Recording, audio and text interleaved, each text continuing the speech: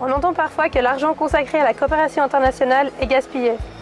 Pour nous éclairer, nous allons discuter avec Anne Roulet, membre du conseil de la FEDEVACO et coordinatrice de programme ADM.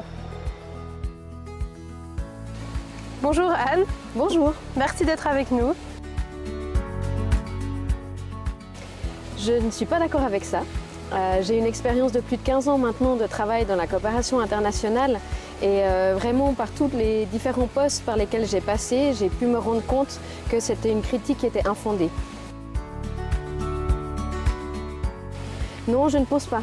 Je pense qu'il y a vraiment des modèles comme le modèle de la FEDEVACO où en fait les actions, les projets soutenus coûtent relativement peu cher par rapport, par exemple, au budget national suisse. C'est moins de 0,7%, ça n'atteint même pas 0,5% du budget national. Donc on ne peut pas dire que ça coûte trop cher.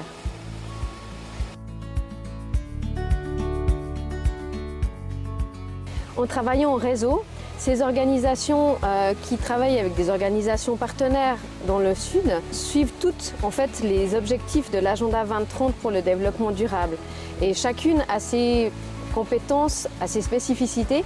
Et ainsi, ce travail en réseau permet à tous les pays d'aller dans le sens de ces objectifs.